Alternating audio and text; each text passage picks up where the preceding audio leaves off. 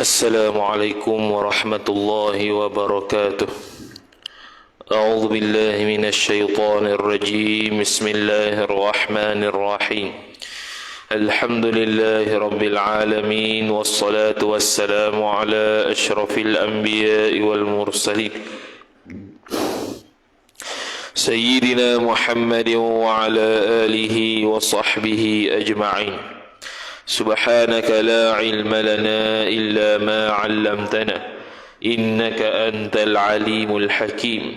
ولا حول ولا قوة إلا بالله العلي العظيم.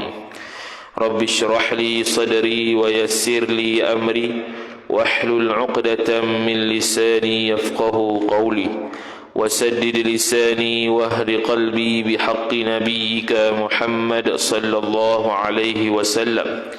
اللهم أغننا بالعلم وزينا بالحلم وأكرمنا بالتقوى وجملنا بالعافية. نوينا التعلم والتعليم والتذكر والتذكير والنفع والانتفاع والإفادة والاستفادة والحث على التمسك بكتاب الله وسنة رسوله صلى الله عليه وسلم، ودعاء إلى الهدى والدلالة على الخير ابتغاء وجه الله مرضاته وقربه وثوابه سبحانه وتعالى. آمين يا رب العالمين. Kitab Jam'ul Fawaid wa Jawahirul Qalaid, muka surat 11 baris 11 daripada atas. وقال الشيخ المصنف رحمه الله تعالى ونفعنا الله بعلومه وبعلومكم وبعلوم مشايخنا في الدارين آمين يا رب العالمين. Kata pengarang Syekh Daud bin Abdullah Al-Fatani rahimahullahu ta'ala, maka seyogianya bagi orang yang aqil bahawa bersungguh-sungguh menghasilkan seumpama kasih ini hingga jadi daripada orang yang muqarrabin, dan barang yang hasil bagi segala awliya Allah daripadanya. Maka semua perbahasan berkaitan dengan babul mahabbah, bab yang berkaitan dengan cinta. Tapi cinta di sini ialah cinta pada Allah dan Rasul. Maka dia sambung kata dia, maka seyogia bagi orang yang berakal. Bila kata berakal, kita lah. Kalau tak berakal, tak mari dah sejik ni. Bahawa bersungguh-sungguh menghasilkan seumpama kasih ini. Kasih apa? Itu kasih hak lepas tu. Dia sebut berkenaan dengan kasih seorang sahabat kepada sahabat yang lain kerana Allah. Kasih apabila menziarahi seseorang, kasih kepada dia, kasih kerana Allah Ta'ala. Jadi kasih ni bukannya kita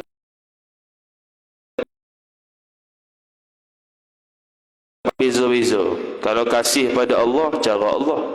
Kasih pada Rasul, kasih cara Allah, ikut perintah Allah, tinggal larangan dia. Kasih Rasul, ikut sunnah Nabi. Kasih kepada mak pak, bakti pada dia.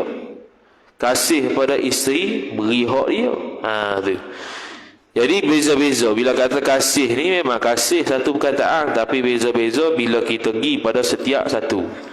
Macam kita lah, kita ni dalam masa yang sama bapak, dalam masa yang sama datuk, dalam masa yang sama anak, dalam masa yang sama kawan. Orang sama tapi lain-lain sebut. Sebab kita tengok pada sudut yang berbeza. Hingga jadilah daripada orang yang muqarrabin. Muqarrabin ni orang yang dekat dengan Allah Ta'ala. Ada satu kaedah tasawuf, hasanatul abrar, sayyiatul muqarrabin. Orang baik buat baik, itu ialah sayyiatul muqarrabin. Orang-orang yang dekat dengan Allah Ta'ala nampak macam buruk lagi. Nampak macam dosa, padahal bukan dosa. Sahabat Nabi SAW ternampak tumit perempuan tua. Dia berasa dia masuk neraka dah. Tu ternampak, bukan suruh nampak. Bukannya pergi tengok gitu dah. Ternampak. Jadi perempuan tu terselok dia punya tumit kaki tu. Dia ternampak lah. Dia berasa dia ahli neraka dah. Tu dia panggil orang muqarrabin, dekat dengan Allah. Benda tak dosa, nampak dosa. Apatah lagi benda ibadat dia berasa rugi kalau tak buat banyak. Itu muqarrabin. Kalau dia tu ada 12 rakaat, kita buat 2. Dia berasa kurang. Kita berasa cukup dah. Sebab pesen asal buat sudah. Tu. Dia nak hak maksimum. Maksimum berapa, hak tu dia akan buat. Dia tidak akan buat kurang. Tu. Dan barang yang hasil bagi segala awliya Allah daripada mahabbah. Jadi wali-wali Allah Subhanahu wa taala juga ada sifat mahabbatullah, mahabbatur rasul. Sebab itu kalau kita belajar tasawuf ataupun pernah dengar perbahasan tasawuf, ulama-ulama ni ada macam-macam ahwal keadaan mereka. Ada sampai ada yang zikir biasa-biasa, ada yang zikir sampai berasa tak ingat apa, ada yang zikir berasa hilang diri, ingat Allah saja. Kita nak sebut pun tak pandai sebab kita tak pernah alami. Macam mana dia berzikir sampai fana pada Allah Ta'ala, sampai berasa hilang diri, berasa dia dengan Tuhan. Kita tak tahu, nak urang lebih-lebih. Dia panggil man lam yadhuq lam yadri. Orang tak rasa tak tahu. Macam kita rasa nasi ayam lah, sedap nasi ayam dengan sedap nasi itik. Sedap belaka tapi sedap lain-lain. Tu. Nak terang pun tak reti, tapi siapa rasa tahu. Jadi ulama tasawuf dia berasa dah sedapnya zikir, sedapnya mahabbatullah, cinta Allah Ta'ala, tanpa boleh diungkapkan perasaan tersebut. Sedap tu lagu mana. Tu. Kerana sebab kasih yang khaliq, la'alla sawab khaliq, bukan khalif dengan qaf. Khaliq tu pencipta Allah Ta'ala. Kerana sebab kasih yang khaliq, iaitu Allah, dan mereka itu awliya illah, meninggalkan dunia. Ni cinta awliya illah kepada Allah ni, pertama dia kasih pada Allah lah.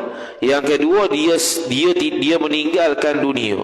Zahirnya meninggal dunia, meninggalkan perkara-perkara yang membabitkan keduniaan. Ni payahlah kita ni. Dia dalam tasawuf dia ada 2 maqam, maqam asbab, maqam tajrid. Maqam asbab ni makna hati kita masih lagi tak sedap hati kalau tak kerja, contoh. Nak cari rezeki tu bukan tak yakin dengan Tuhan, yakin dengan Tuhan. Cuma kita punya hati ni pesen kena kerja baru dapat pitih. Jenis usaha lah. Yang satu lagi maqam tajrid, memang hati dia tak lekat langsung pada nak kerja, memang harap 100% pada Allah. Ni tak boleh buat-buat.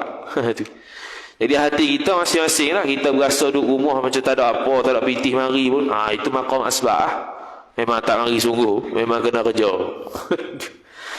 Ada hak maqam tajrid, contoh untuk pondok ke, memang dia tak kerja, tapi dia boleh hidup. Mari pitih mana, mari makan mana, Allah beri. Mana dia ada kerja, tok pondok tak kerja, tak ada. Kadang-kadang saja sebahagian orang saja, sebahagian tok guru saja kerja sikit. Kerana tak ada orang, memang tak ada pitih nak bina pondok dia. Jadi dia berniaga lah sikit. Tu. Tapi ada hak yang memang tak berniaga tak apa, memang kerja mengajar je, tapi rezeki ada. Kita nak boleh sampai tahap tu payahlah. Nak boleh sampai tahap tu payah, tapi itulah hak betulnya. Dia ikut masing-masing kita ni maqam mana maqam asbab, pergi cari kerja. Bila pergi cari kerja, kena niat yang molek-molek lah supaya dapat pahala. Kita niat supaya dapat untuk membayar nafkah isteri, anak-anak, dapat pahala situ. Bukan sia-sia. Tu. Kata muallif rahimahullah subhanahu wa ta'ala, dan mustaghil ni bersibuk-sibuk mereka itu awliya illah dengan zikrullah ta'ala. Ya ayyuhalladzina amanu dzkurullaha dzikran katsira. Wahai orang beriman, sebutlah nama Tuhan kamu dengan sebut yang banyak, zikir. Zikir pun macam-macam pesen. Zikir afdalul zikri la ilaha illallah. Seafdal zikir la ilaha illallah. Afdal lagi bacaan Quran. Tu afdal. Tapi bacaan Quran kena belajar. Jangan baca lebih kurang. Macam apa, zikir jugalah. Zikir pun kena belajar juga. Betul tak aku sebut ni? Ini sebut lain habis makna. Bahkan kadang-kadang haram pula. Contoh dalam kitab Dhiyaul Murid, Syekh Daud Al-Fatani sebut, bila sebut tahlil la ilaha illallah, alif tu kena 2 harakat. La ilaha illallah, gitu. Paling kurang lah. Jangan la ilaha illallah, tu tak kena. Tu dia kata haram sebut gitu. Sebab apa? Sebab alif tu 2 harakat. La ilaha illallah. Cepat-cepat buat apa? Subhanallah. Itu subhanallah, subhanallah. Ni subhanallah, subhanallah, subhanallah. Habis cerita alif letak anak tak tahu. Dia gugurkan alif. Tu kalau zikir. Kalau Quran lagi ya. Silap satu huruf tak ada ke, tak panjang sikit ke, ubah makna selalu. Macam contoh dalam Quran, qala dengan qala. Qala Allah Ta'ala dengan qala, qala dengan qala. Kalau qala panjang 2 harakat, 2 orang yang berkata. Kalau qala 1 harakat saja, itu seorang yang berkata. Tu dalam bahasa Quran. Dalam Quran kebanyak gitu. Yang ada alif tak baca alif. Bila tak baca alif makna lain. Bila makna lain haram hukum dia. Tu. Tu ngaji suku dah pula Al-Quran tu. Kemudian kata musannif rahimahullahu ta'ala, kata Dhunnun, nama orang, rahimahullahu ta'ala, hei Tuhanku, tiada baik dunia melainkan dengan menyebut dikau. Dunia ni berasa tak baik kalau tak menyebut Allah Subhanahu Wa Ta'ala. Nak suruh zikir. Dunia ni baik dengan sebab zikir. Bahkan para ulama sebut, dalam kitab Syekh Daud Al-Fatani Dhiyaul Murid, dia sebut orang yang berzikir itu orang yang taat pada Allah, orang yang bermaksiat pada Allah itu orang yang tak berzikir. Tu. Orang yang tak berzikir, yang maksiat pada Allah tu ialah orang yang bila dia buat maksiat memang tak ingat Tuhan. Tu. Tak ada orang buat maksiat ingat Tuhan, kalau ingat pun pelawak lah. Sebab dalam hati kata, dah aku boleh taubat lagi, pelawak tu. Taubat bukan je nak taubat, sehari boleh taubat juga, buat dulu. Tak boleh gitu. Taubat ni dia panggil ada taubat nasuha. Kita nak taubat nasuha. Taubat pelawak tidak sah. Dia ada syarat-syarat sah taubat. Belajar tasawuf pernah bagi hati. Kalau tak cukup syarat, tak sah taubat. Tak sah taubat maknanya kita tak pernah taubat. Dosa tu masih ada lah. Dan kalau kita bertobat, kita mengharapkan keampunan Allah Ta'ala. Bukan pasti terampun. Belum tentu terampun pasti secara direct, secara langsung. Mesti Allah Ta'ala ampun dosa. Belum tentu lagi. Tapi kita sebagai hamba mengharapkan ampunan dosa lah. Tu. Kemudian kata musannif rahimahullahu ta'ala, dan tiada baik akhirat melainkan dengan rahmat engkau. Akhirat itu tidak akan jadi baik melainkan disertai dengan rahmat Allah Subhanahu wa ta'ala. Kerana dalam akidah kita masuk syurga dengan rahmat Allah. Seseorang masuk neraka kerana keadilan Allah. Tu. Bukan kerana ibadat kita masuk syurga. Tu asal hakikat. Tapi nak dapat rahmat Allah macam mana kalau tak semayang? Nak dapat rahmat Allah macam mana kalau tak puasa? Kalau tak itu, kalau tak buat benda yang Allah suruh dengan suruhan wajib. Kalau Allah larang dengan larangan haram, kita pergi buat, tak dapat rahmat Tuhan lah jawabnya. Tu. Maka sebab tu kita beramal. Kita elok maksiat, kita elok benda makruh semampunya, kita buat benda sunat semampunya. Supaya mendapat rahmat Allah Ta'ala, menjadi sebab masuk syurga. Tu. Kemudian kata musannif rahimahullah, dan tiada syurga itu melainkan, yakni tiadalah baik syurga itu melainkan dengan melihat akan dikau. Melihat Allah Ta'ala. Melihat Allah Ta'ala ialah nikmat yang paling besar sekali dalam syurga. Makan minum tak besar lagi. Dapat bidadari tak besar lagi. Istana syurga tak besar lagi. Tapi yang paling besar nikmatnya ialah nikmat melihat Allah. Jadi melihat Allah Subhanahu wa taala di atas dunia tak boleh lihat kecuali Nabi sallallahu alaihi wasallam. Nabi SAW pun lihat Tuhan tu pun khilaf, cuma pandangan mu'tamad lihat. Ketika peristiwa Isra' dan Mi'raj, Nabi sallallahu alaihi wasallam melihat Allah tanpa berjising, tanpa bertempat, tanpa itu, tanpa ini. Kita pun nanti melihat Allah Subhanahu wa taala tanpa tempat, tanpa arah, tanpa jisim, tanpa. Semua tanpa belaka. Melihat Allah Taala di syurga ni ialah orang mukmin yang masuk syurga sahaja. Orang munafik i'tiqad, pandangan rajih, tak dapat tengok Tuhan. Orang kafir khilaf ulama. Pandangan pertama tak dapat tengok langsung Tuhan. Pandangan kedua boleh tengok pada permulaan, kemudian Allah hijab menjadikan dia terseksa sebab tak dapat lihat Tuhan lagi. Dia dapat nikmat yang besar, lepas tu dihijab. Sakitlah. Macam kita lah, kita sokmo makan nasi ayam sedap. Pas satu ketika dapat penyakit, tak nak makan nasi ayam. Tak dapat makan nasi ayam. Seksa. Itu. Berasa seksa lah juga. Itu dunia hak ni melihat Allah Ta'ala. Nikmat yang paling besar di akhirat nanti. Besar lagu mana tu pun tak tahu. Dan kata Rabi'ah Al-Adawiyah radhiyallahu ta'ala anha. Rabi'ah Al-Adawiyah seorang manusia yang hidup pada zaman tabi'in ataupun tabi'in, zaman-zaman salaf lah. Dia seorang perempuan ni, Rabi'ah Al-Adawiyah. Dan dia tidak menikah kerana sibuk dengan ibadat pada Allah Subhanahu wa taala. Dalam kitab fiqh bila bahas bab nikah ni, hukum nikah ni, kalau seseorang itu memang dia sehari-hari itu bersibuk dengan ibadat pada Allah Taala, ada pendapat yang mengatakan kalau dia nikah ni makruh. Ada pendapat yang mengatakan kalau nikah menyebabkan dia kurang ibadat pada Allah, hukumnya makruh. Cuma dibahas balik ulama seolah-olah cakap gitu tu macam nikah ni bukan ibadat. Ada perbahasan lah. Ada perbahasan. Ni Rabi'ah Al-Adawiyah dia tak kahwin sebab dia sibuk dengan Allah. Fana dengan Allah, bahasa tasawuf dia. Sibuk ibadat pada Allah Ta'ala, tak ingat benda lain.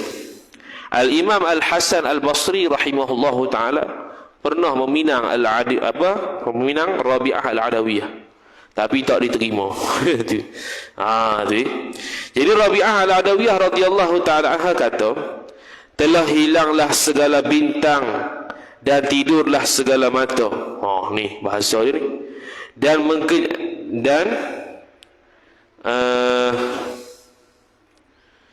Dan mengkunci segala raja-raja akan pintunya, pintu raja-raja. Ni waktu malang ni. Dan penatlah engkau itu terbuka, hei Tuhanku. Dan pintu engkau itu terbuka, hei Tuhanku. Ni bahasa kinayah ni. Bukan nak kata Allah Ta'ala ada pintu pada rumah, ketuk pintu kan. Ni bahasa-bahasa tasawuf ni. Tu. Barang yang adalah bahagianku daripada dunia, berikan olehmu akan segala kafirin. Tengok. Kata segala nikmat-nikmat dunia yang aku dapat ni, wahai Tuhan, berilah. Kau nak beri pada orang kafir pun tak apa, aku tak heran. Aku nak mu je. Aku nak Allah Subhanahu wa ta'ala sahaja. Nikmat-nikmat dunia hal lain yang Allah Ta'ala beri ke orang kafir pun tak apa, aku tak kisah. Tu. Kalau kita boleh sampai tahap gini, ni hebat. Tu. Memang bergantung harap, memang 100% dengan Allah Ta'ala. Tu.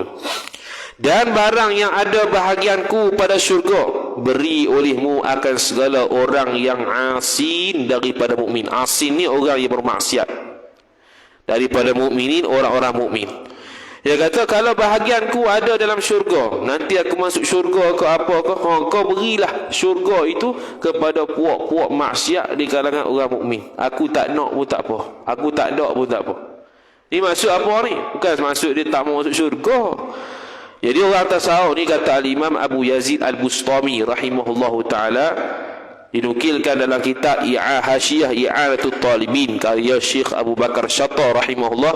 Dia kata nanti di akhirat manusia ni yang mukmin ni akan melihat Allah Ta'ala 3 peringkat, 3 jenis. Peringkat pertamanya ialah dia melihat Allah Subhanahu wa Ta'ala di syurga seperti setahun sekali.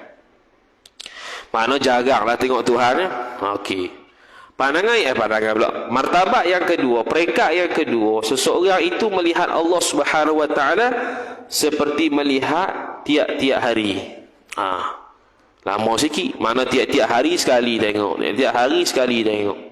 Peringkat yang ketiga, paling atas kali, dia melihat Allah Subhanahu wa taala tiap-tiap saat. Lagi tinggi. Jadi orang-orang tasawuf kata, kalaulah kami tak dapat melihat Allah Ta'ala di syurga, tapi dapat melihat Allah Subhanahu wa taala di neraka, kami sanggup masuk dalam neraka sebab nak tengok Tuhan.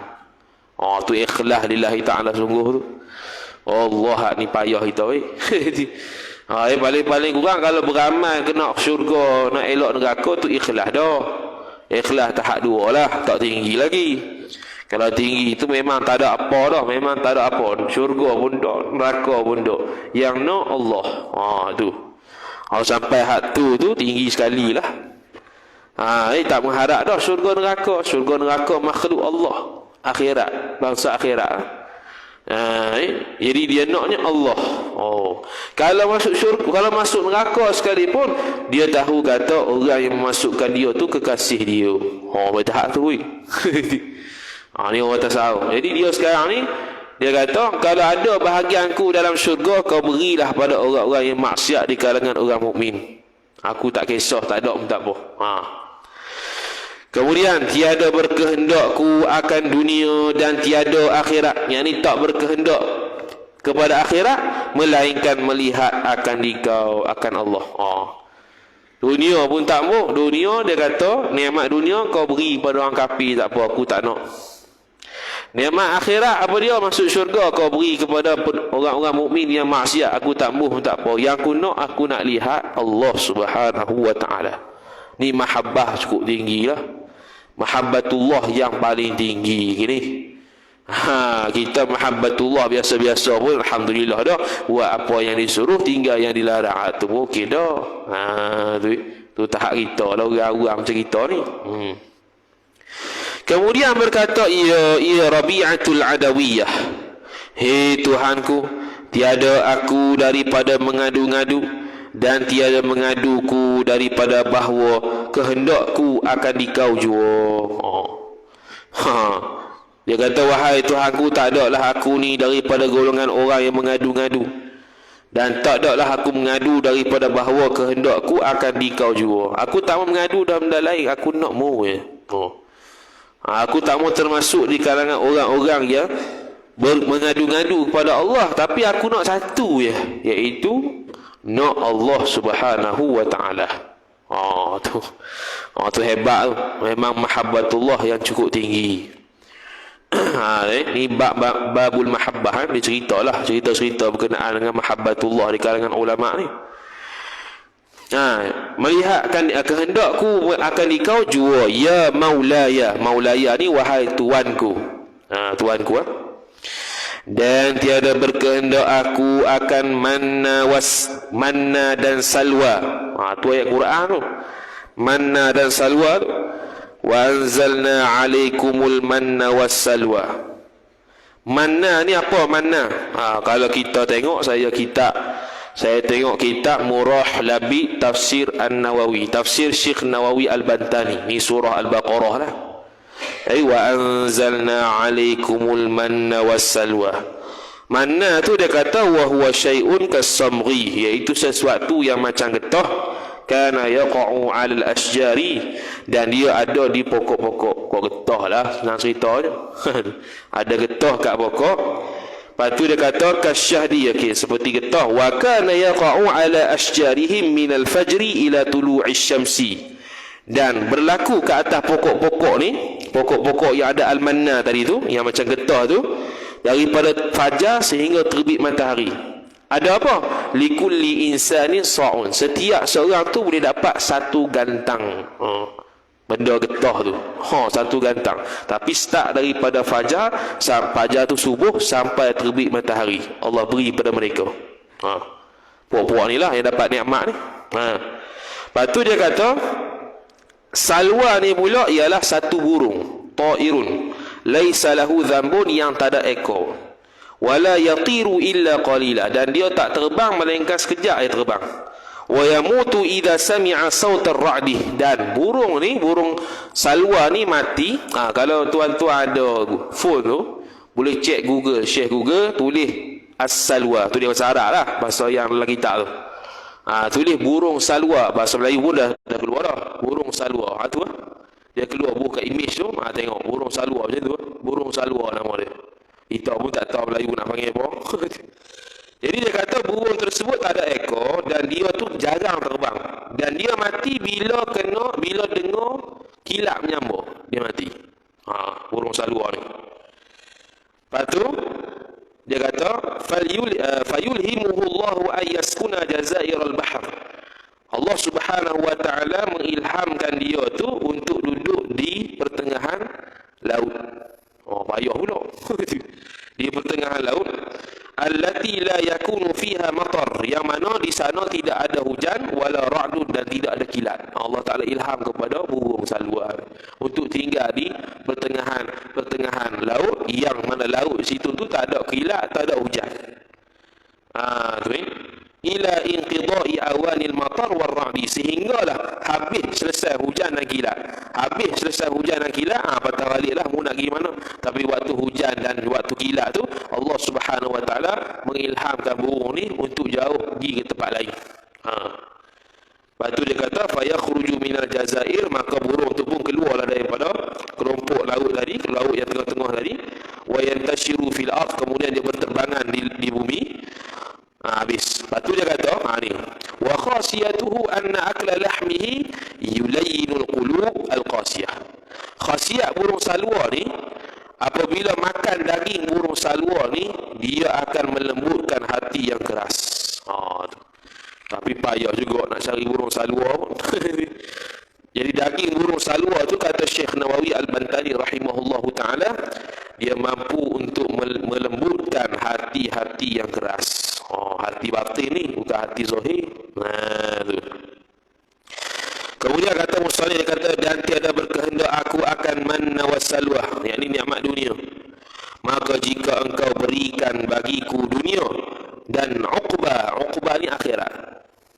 Uqbah ni akhirat akan datang, maka tiada aku redha daripada dua kampung itu, melainkan melihat akan maula, melihat akan Tuhan. Tengok daripada tadi dia kata melihat Allah Ta'ala.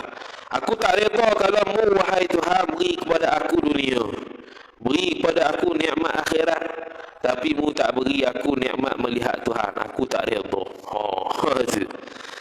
Nikmat mana dia sangat-sangat berkehendak melihat Allah Subhanahu wa taala. Maka sebab itu kalau kita mukallaf ni, sebelum melihat Allah Subhanahu wa taala, banyak-banyaklah kita ni menjaga mata. Bukan setakat melihat Allah, nak melihat Nabi sallallahu alaihi wasallam. Jadi nak melihat orang yang mulia, zat yang mulia, maka hendaklah mata kita juga terjaga supaya mulia. Jaga semampu boleh lah, manusia memang tak terlepas pada silap, tapi semampu boleh jaga. Kalau terlajak, taubat. Itu ya. Jangan terlajak tak bertaubat, berasa dia betul. Tak boleh. Dan dihikayatkan bahawasanya adalah Ilyas alaihi salam. Nabi Ilyas pula cerita dia. Nabi Ilyas alaihi salam duduk ia Ilyas pada suatu hari. Maka datang akan Ilyas malakul maut. Malakul maut ni Izrail. Malakul maut ni Izrail. Jadi Izrail, malakul maut Izrail ni antara dia panggil raisul malaikah, malaikat yang besar-besar, ketua para malaikat. 4 orang. Jibril, Mikail, Israfil, Izrail. 4 orang. 4 orang ni dia panggil ru'usul malaikah, ketua-ketua malaikat. Apabila tiup sangkakala yang pertama, mereka ni tak mati lagi. Lepas daripada tiup sangkakala pertama, barulah mereka ni mati. Tu. Jadi malaikat maut kata datang kepada Ilyas, supaya mengambil nyawa Ilyas. Nak ambil nyawa ni, nak mati. Tu. Mengambil nyawa malaikat maut ni macam mana? Dia ambil daripada ubun-ubun. Start daripada tarik ubun-ubunnya. Kita sini ya. bukan kok mulut. Start daripada ubun tarik, maka start kosong roh tu daripada kaki. Bayang sendiri ya. Dia tarik tu, mana kaki lah start kosong daripada roh, lepas tu pergi kepada betih, pergi pada paha, badan, lepas tu tenggorokan, habis. Tu cara cabut nyawa. Dan yang mencabut nyawa start daripada kaki sampai ke tenggorokan tu ialah tentera malakul maut. Malaikat juga. Lepas sampai ke tenggorokan ni barulah dia cabut. Tu cara dia. Lepas tu cara dia halus ke lembut itu atas orang masing-masing lah. Kalau dia orang beriman lembut sikit, lembut tu pun sakit dah tu. Apatah lagi kerah, kasar lagi sakit lah. Lagu mana hakikat sakit tu kita pun tak mati lagi. Tu. Maka terkejut ia Ilyas akan sangat terkejut. Nak mati terkejut dan menangis ia Ilyas. Menangis sedih. Maka mewahyukan Allah akan dia malakul maut bahawa kata olehmu bagi hambaku Ilyas. Baik. Hambaku. Apa terkejut ini? Apa tu alih tak ada. Apa terkejut ini dan menangis ini? Yang ni mengapa kamu ni menangis terkejut wahai Ilyas? Malaikat apa Allah Taala suruh tanya Ilyas. Adakah atas dunia, yakni adakah kamu nangis ni disebabkan dunia? Atau atas mati, ataupun menangis ni sebab nak mati? Sebab apa? Allah Taala tanya dulu. Mu ni menangis sebab apa nak mati? Adakah sebab dunia ataupun sebab memang nak mati dia menangis? Maka kata Ilyas, tiada terkejutku. Aku ni tak terkejut kalau nak mati. Hanya takut luput zikrullah. Hanya takut luput zikir pada Allah Ta'ala bila mati. Tak ada nak zikir. Tu. Dia orang muqarrab ni tak ada nak zikir. Sebab nak zikir yang lidah. Lepas tu sehari kalau dia nak mati, bila nak mati kerah gitu, nak zikir lah. Kemana habis masa zikir tu habis je. Dia berasa menyesal, dia berasa takut nak mati sebab tu. Bukan takut sebab memang nak mati, atau takut sebab dunia, tu jauh sekali. Tu. Jadi kita tanya diri sendiri lah, kita ni kalau andai kata malaikat maut mari sekarang ni, sedia ke tak kita ni? Tu. Kalau lepas sudah tak sedia, sabdah bila nak tunggu sedianya, lepas tu kena sedia setiap masa. Tu. Ni malakul maut nak cabut nyawa, dia tak bagi, dia tak pasak dulu. Dia tak tele, tak ada. Dia ambil gitulah. Tu. Dan dia ambil tu dengan perintah Allah Subhanahu Wa Taala. Maka dia kata, hanya aku ni takut luput zikrullah sekira-kira berhimpun beberapa kaum kemudian daripada aku berzikir akan Allah Ta'ala. Aku takut aku mati tak ada berzikir, tapi kaumku dapat berzikir. Aku takut hak tu luput hak situ, luput situ. Bukan tak mau berzikir, berzikir tapi dalam keadaan mati berzikir aku. Mati aku ni lagi dalam keadaan kaumku berzikir, maka aku luputlah berzikir bersama mereka. Tu Allah, Nabi Ilyas. Nabi Ilyas seorang rasul lah. Siapa tak tahu Nabi Ilyas Nabi, ataupun dia menafikan Ilyas tu Nabi dan Rasul, kafir. Tu. Orang tanya Ilyas tu Rasul tak? Bukan Rasul, kafir. Apa?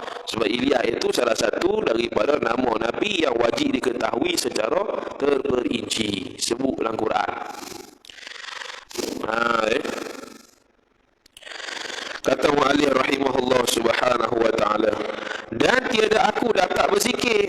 Mereka berhimpun untuk berzikir, aku tak dapat zikir. Lepas tu nak cabut nyawa, aku takut luput situ. Dia kata, maka diwahyukan Allah bagi malakul maut bahawa tinggalkan daripada mengambil nyawa Ilyas. Tak jadi ambil nyawa, biarlah hidup lagi. Hidup lagi.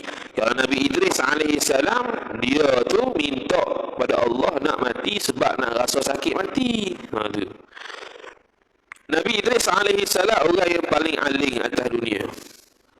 Dia kerjanya ialah menjahit. Dan di syurga pun kerja dia menjahit. Manusia pertama yang jahit ialah Nabi Idris alaihissalam.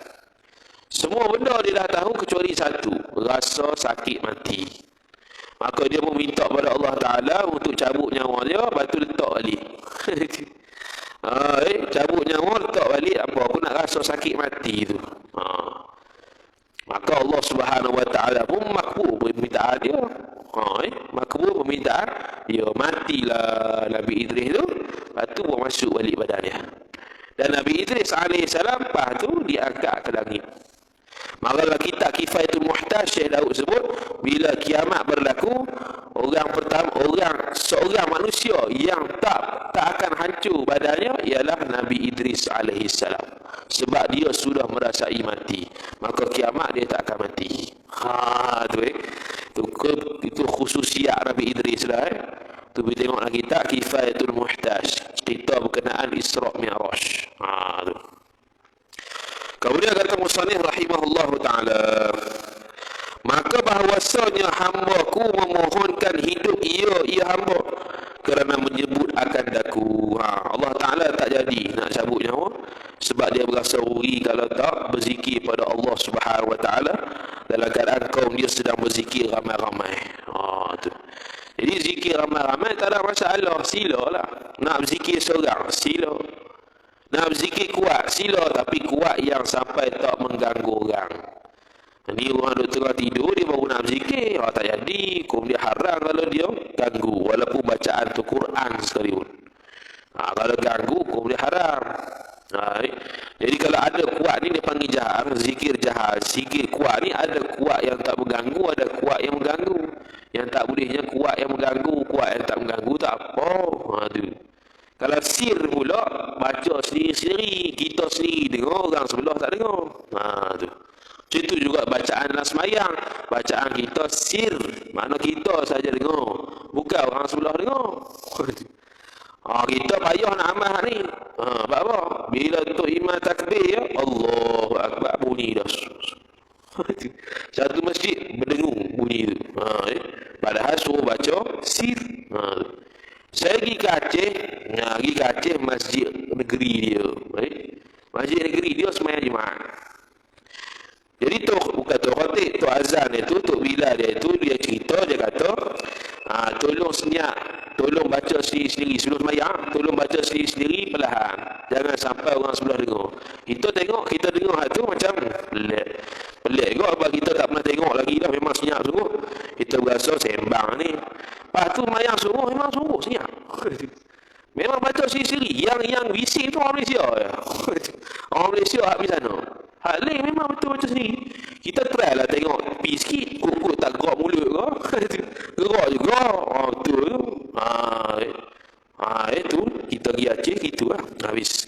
Wallahu ta'ala a'lam. A'udzu billahi minasyaitonir rajim. Bismillahirrahmanirrahim. Alhamdulillahi rabbil alamin wassalatu wassalamu ala asyrafil anbiya'i wal mursalin sayyidina Muhammad wa ala alihi wa sahbihi ajma'in.